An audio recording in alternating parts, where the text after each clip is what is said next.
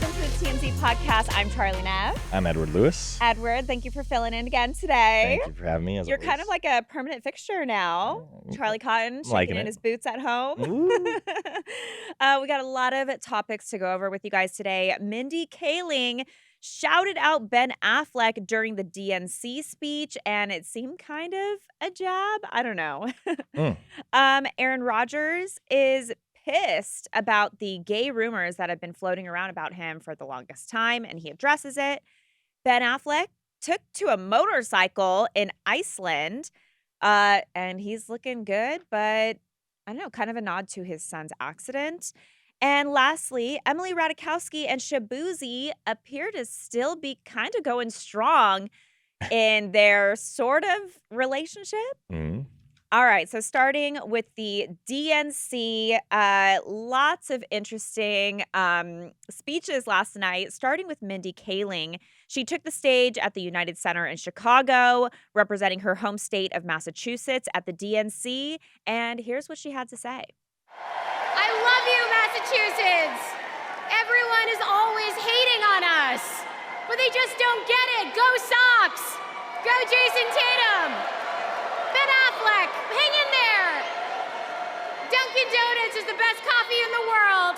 Okay. Oh, I don't know if Ben is going to like this or if he's going to hate this. I mean, does he care?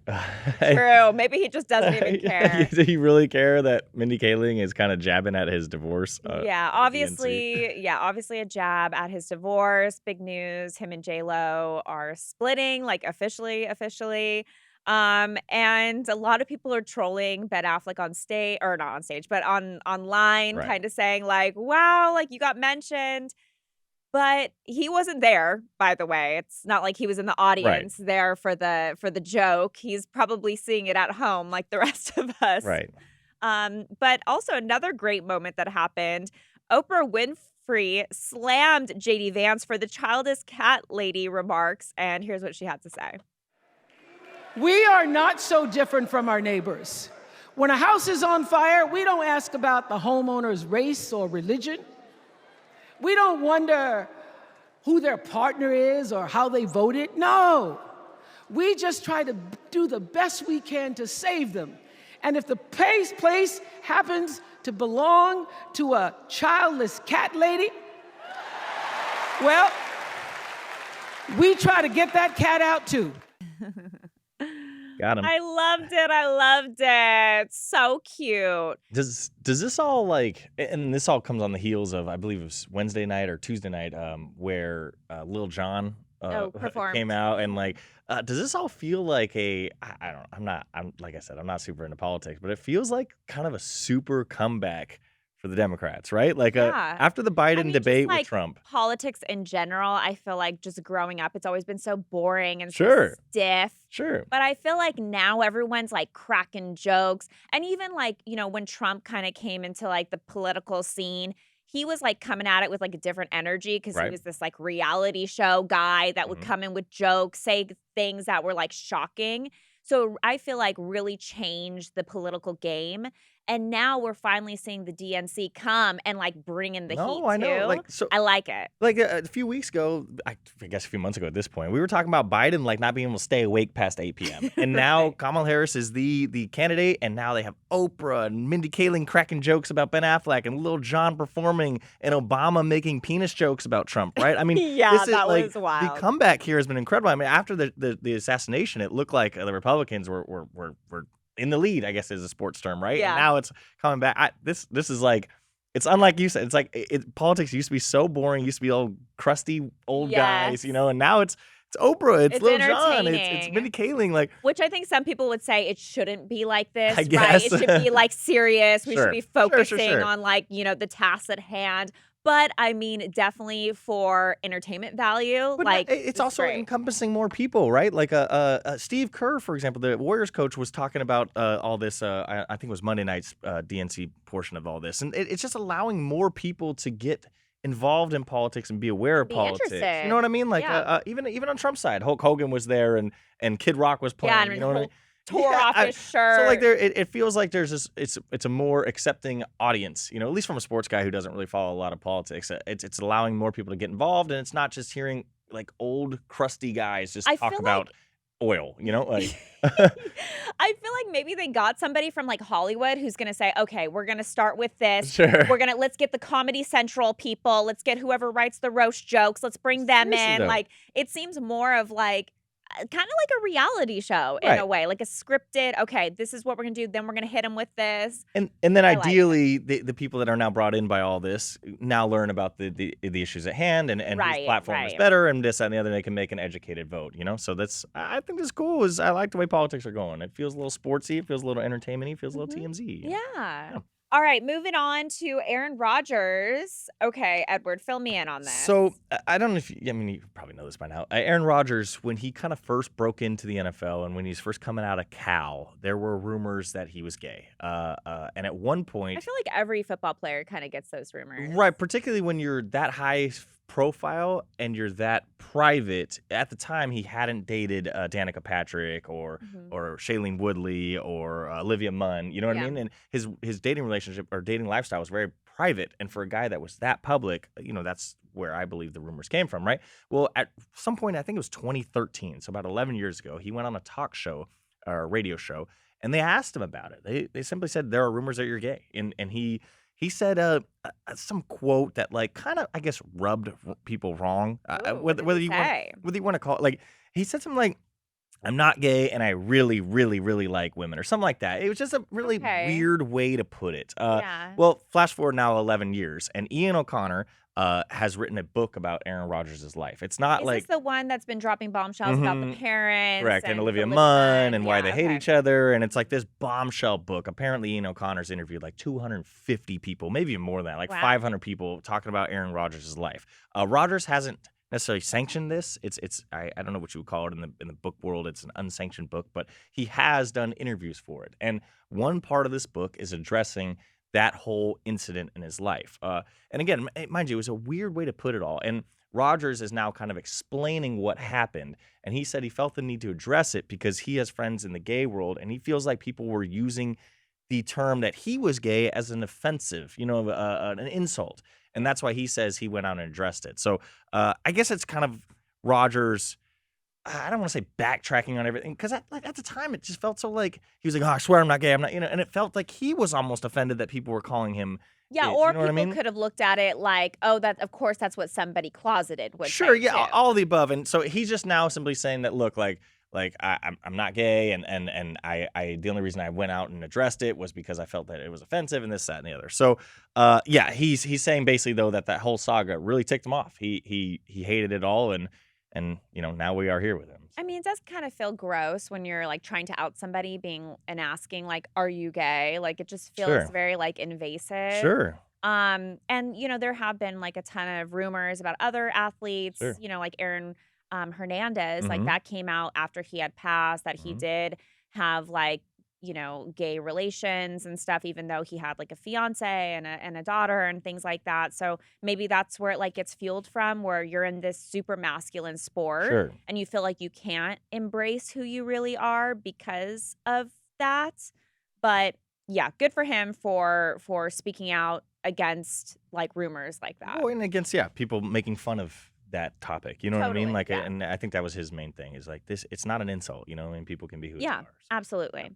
All right, moving on to Brad Pitt. He took to a motorcycle in Iceland. So there's a bunch of reports that he's actually he's actually in Europe because he's going to be meeting up with George Clooney. Well, he had a pit stop in Iceland. And he, by the way, still super hot. It's like in the ski mask. He is seen slipping on his helmet, mounting up, and he pulls out of the parking lot and throttles up his speed and just takes off. He looks amazing. But it is kind of like interesting because his son, Pax, that he shares with Angelina Jolie, recently had an e-bike accident, which left him hospitalized. He has been released, but he's going through therapy now. So two things here. One, we know that Brad hasn't seen Pax since the accident. You think he would instead of being in Europe. Yeah, why is that? Why? Well, he has like an estranged relationship with all the with kids I got it. Okay, and I with forgot about Angelina. that. Yeah, okay, I knew that. Yes, yeah. But also, I wonder if that's where Pax maybe gets his love for bikes like Motorcycle. this, because you see Brad on one, and also, Pax had his accident on. It was kind of like a BMX style e-bike that Sure. Pax was on. Mhm. But yeah, hopefully they can see each other. But Brad Pitt still got it. He's still hot. Yeah. Does a motorcycle make a guy hot? Do you think? I have conflicting feelings about motorcycles because one, they're super dangerous. Right. So it seems like you want the guy to ride the motorcycle until you start dating him, right? Yeah, and then you're like, please stop riding the motorcycle because I care about you and I don't want something to happen to you. Right. But there is something hot about a guy getting on the back, like a Johnny Depp type, rugged, a man that looks Brad like he Pitt, right? kick down a door. Yeah, There is something hot about that type of masculinity. But at the end of the day, like I said, I think women really, or partners really don't want guys to continue that. Sure. So if you dated Brad, dangerous. you'd make him get off the bike. Yeah, I would say you look hot. But you you liked it. You really. But I want you to be around Right. for X amount of years. So please stop because Well, get in shout out to him lots for of being safe, though. I accidents. mean, I obviously Pax wasn't wearing a helmet, I guess, and Right, it's and good Brad for Brad to was. kind of put on a good, I guess, example now in the wake of all that. Yes. Even though he didn't know cameras were around, he was still, doing the right Just thing. being himself, looking hot. Hot. Moving on to Emily Ratajkowski and Shaboozey. So we did a story that they are not official. They've been hanging out. There's been reports that they've been spotted holding hands. Well, it's still going strong because they were spotted out at the Blink Twice screening in New York. Zoe Kravitz, who directed the movie, she was there with Channing Tatum. Do you like this couple? Like Shaboozey, I obviously when his song, a bar song, became famous on TikTok, right? And then Stagecoach is a huge event out here in California, Los Angeles. It's I guess East Los Angeles. It's a big country music concert, right? So Shaboozey, he hadn't really blown up yet. He just had that song. So almost every time there was a major artist, they brought him out.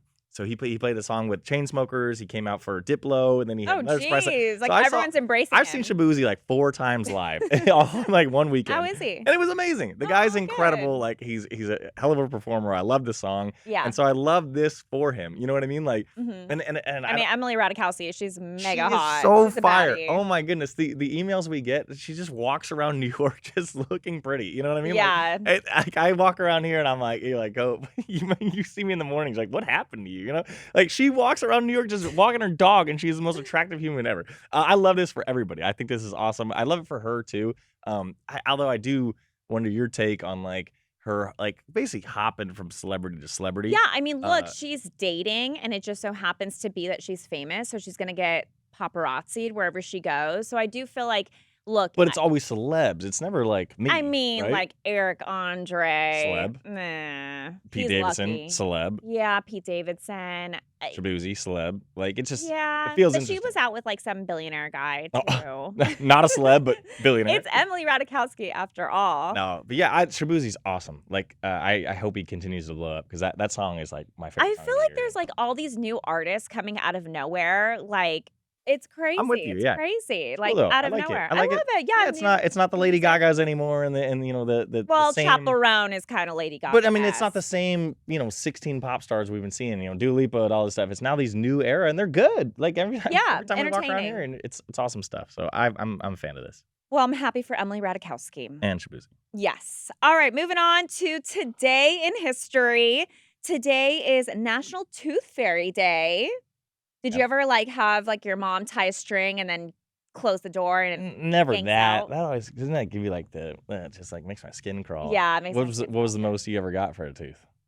Oh, I didn't get any money for a tooth. Your parents never did it, huh? No, it was just So what happened when your tooth fell out? nothing. I just bled and cried.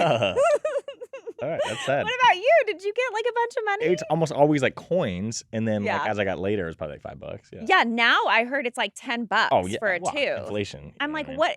I mean? Inflation What for do you- from What's the a tooth kid gonna fairy? buy with $5 now? Oh gosh, can buy a yo-yo candy with that. bar, candy bar. Barely. Yeah, and then more teeth will fall out Right. with the candy bar. More money. This day, and I think this is the earliest day we've ever done. Okay. That's the right word. Yeah, I thought this was a typo. This day in 565, an Irish missionary reported seeing a monster in Loch Ness, Scotland. Mm-hmm. So first sighting of the Loch Ness monster. Okay. Woo-hoo. People used to call me Loch Neff monster. Why? I don't know. It was like cool in 7th grade. And I was Cool, like, cool, I love it. Cool. All right, moving on to this day in 1902, the Cadillac Motor Company was created. Do you like the Cadillac? Not a big caddy guy, no. Yeah, me either. Ford guy. This day in 1999, iconic year, Genie in a Bottle by Christina Aguilera was the #1 song. Saw a TikTok of her last night with her. She's looking good well, these days. It was an old TikTok where she did look good as well. Like her beef with Eminem. Forgot all about that. Oh, yeah. Yeah. Well, I think She's great. my quick take on that is I think Eminem had a crush on her. She said she had a crush on him. Yeah, and she had a crush on him. It makes sense for them to be together because if you look, Eminem famously loves blondes, like platinum blondes. Sure. I could totally see that happening. Just kick back your hair right there. But that I know, totally could see that happening. Right. But yeah, it went south real fast. Right. And Took jabs. It's giving, as the kids say, that they hooked up and then it was a messy kind of. Yeah, and also it's very like kindergarten to be like, I hate you, but then like the guy secretly likes you. Sure. Guys are so weird. Yep. This day in 2020, WAP by Cardi B and Meg Thee Stallion was #1. Love that song. I like that song too. Song. I haven't heard that for a while. It needs to like make a comeback. Mm-hmm. Some birthdays today: James Corden, Dua Lipa, and Kristen Wiig. Second reference to Dua Lipa. Oh yeah, I know, right? Wow, Dua Lipa show. Dua Lipa's getting a lot of run here. Edward, thank you so much for joining us today. Thank you for having me as always. Yep, and we'll catch you guys tomorrow.